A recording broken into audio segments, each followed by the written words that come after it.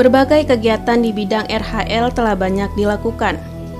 Secara khusus di wilayah kerja BPDAS HL Ketahun, kegiatan tersebut meliputi pembuatan kebun bibit rakyat, distribusi bibit gratis melalui pembangunan persemaian permanen, pengadaan bibit produktif untuk penghijauan lingkungan, rehabilitasi hutan dan lahan secara vegetatif maupun sipil teknis, kebun bibit desa atau KBD, penanaman bersama, dan lain sebagainya.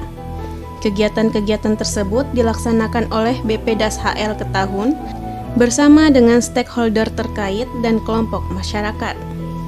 Kegiatan pelaksanaan di bidang RHL ini tentunya dimonitor dan dievaluasi agar menghasilkan manfaat yang nyata bagi masyarakat maupun lingkungan.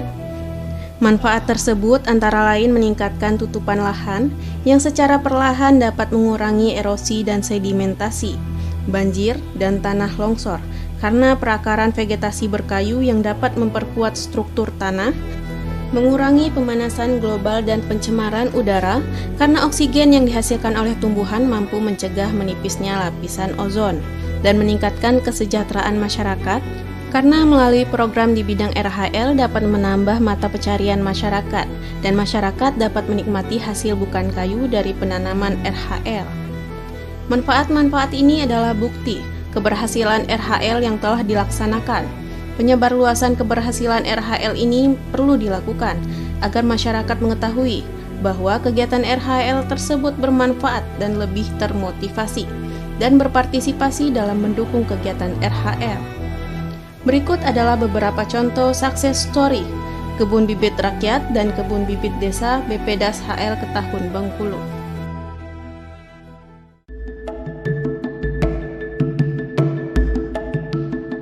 Desa Kebanjati, KBR dengan jenis tanaman karet dan sengon yang ditanam tahun 2012 dan tanaman pinang yang ditanam tahun 2020 dengan luas lahan tanaman KBR karet dan sengon adalah 2 hektar dengan jumlah tanaman karet sebanyak 3.280 batang dan sengon sebanyak 50 batang.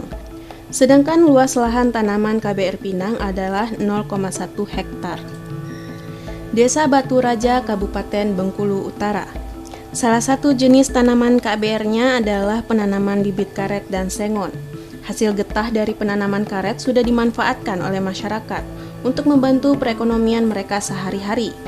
Rosmadi, salah satu penerima KBR, menjelaskan bahwa pohon sengon dari kegiatan KBR masih terpelihara dengan baik dan pohon-pohon sengon tersebut sudah bisa dipanen. Kami merasa bersyukur dengan adanya tanaman-tanaman itu seperti bibit karet yang semenjak berhasilnya sampai sekarang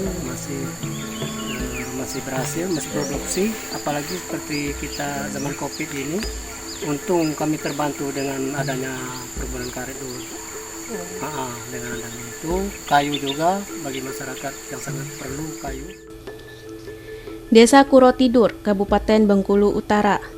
KBR dengan jenis tanaman karet yang ditanam tahun 2012 dengan luas lahan penanaman karet seluas 1 hektar dengan jumlah tanaman sebanyak 700 batang.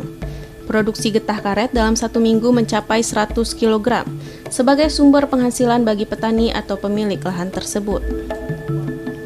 Desa Tambak Rejo, Kabupaten Bengkulu Utara. Jenis tanaman KBR ini adalah karet. Pembuatan bibit dilakukan pada tahun 2011 dan penanaman dilakukan pada tahun 2012.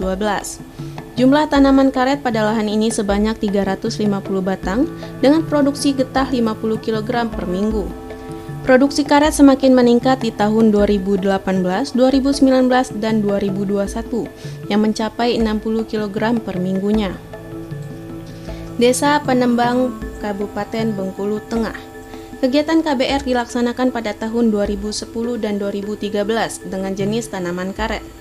Kondisi pertumbuhan tanaman di lokasi tersebut tumbuh dan berkembang dengan baik. Tanaman karet tersebut dipelihara oleh pemiliknya dan menghasilkan manfaat berupa sumber penghasilan dari penjualan getah karet yang disadap. Desa Surau, Kabupaten Bengkulu Tengah. Jenis tanaman KBR yang ditanam tahun 2012 tersebut adalah tanaman mahoni, karet, merambung, dan kayu bawang. Manfaat tanaman kayu bawang dan merambung secara langsung adalah berupa hasil kayunya yang telah dijual ke pihak industri kayu. Desa Sukau Kayo, Kabupaten Lebong.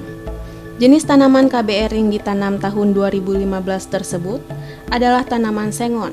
Penanaman sengon ini dilakukan secara campuran dengan tanaman kopi sehingga membentuk pola tanam agroforestry. Desa Tabak Belau, Kabupaten Lebong. Jenis tanaman KBR yang ditanam tahun 2015 tersebut adalah tanaman sengon dan karet. Sengon dan karet ditanam secara monokultur. Desa Tik Tebing, Kabupaten Lebong. Jenis tanaman KBR adalah kayu manis dan sengon.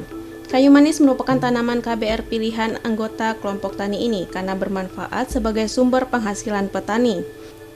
Sedangkan untuk tanaman sengon sudah ada yang telah dipanen pada tahun 2019 karena kondisi tanaman yang sudah siap tebang. Desa Tanjung Agung, Kabupaten Lebong. Jenis tanaman KBR adalah sengon. Luas lahan penanaman sengon ini adalah 1 hektar.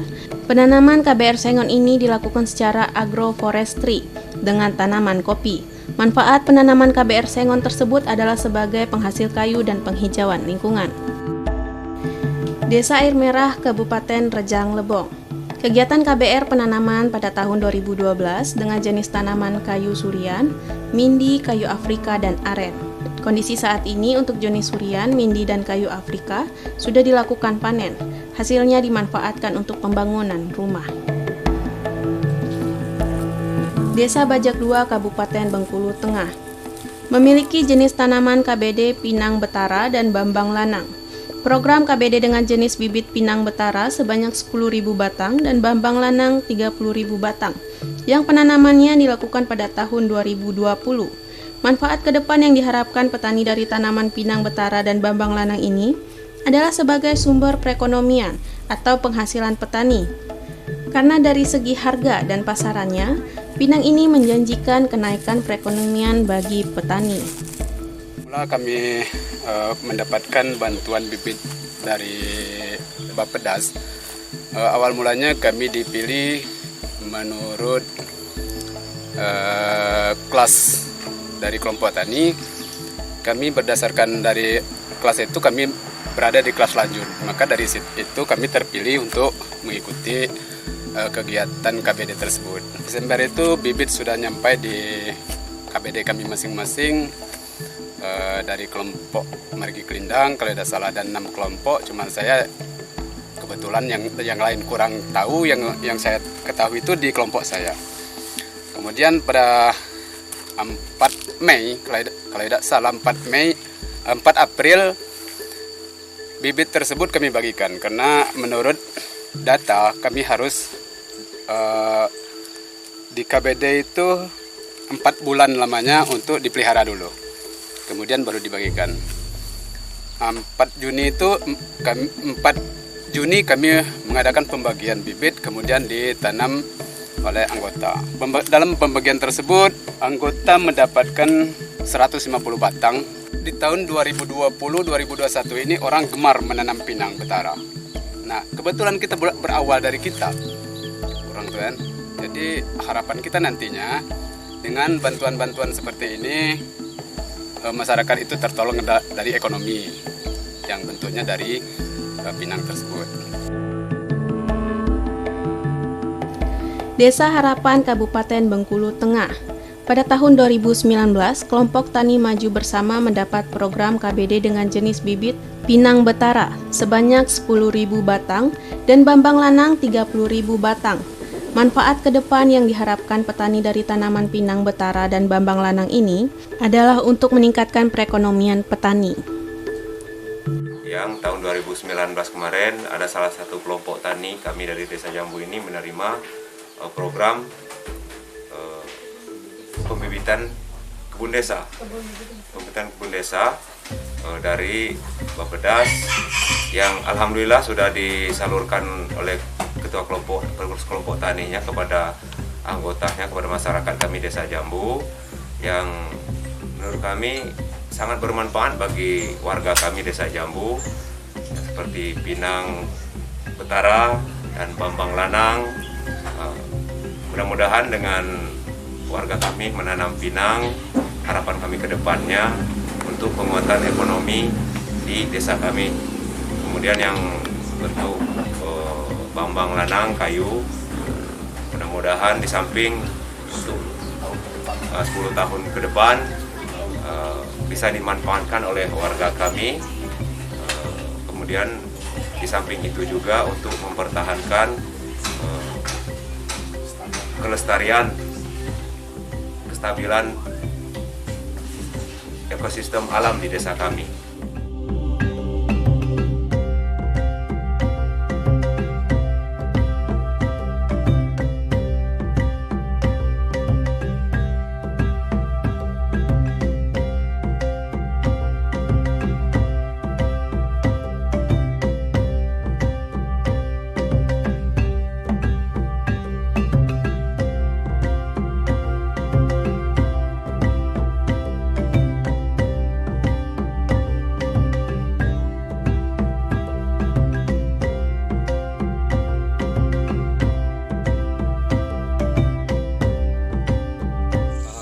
Menerima program KBD tahun 2019 akhir, dan alhamdulillah pinang yang sudah kami tanam di tahun 2020 inilah sekitar kebun kami sekitar 1 hektar kurang lebih pinang kami, dan tentunya harapan kami ke depan dengan tanaman pinang ini untuk motivasi kami penambahan mungkin hasil atau kesejahteraan masyarakat, dan juga harga pinang menurut kami sangat menjanjikan.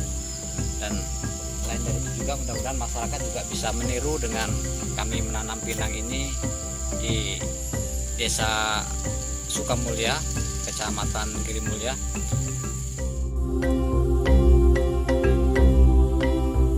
Desa Padang Leban, Kabupaten Kaur. Pada tahun 2019, kelompok Tani Sejahtera bersama mendapat program KBD dengan jenis bibit pinang betara sebanyak 20.000 batang, sengon 17.000 batang, gaharu 1.000 batang, dan jengkol 2.000 batang. Manfaat ke depan yang diharapkan sama seperti petani lainnya, yakni sebagai sumber penghasilan bagi petani.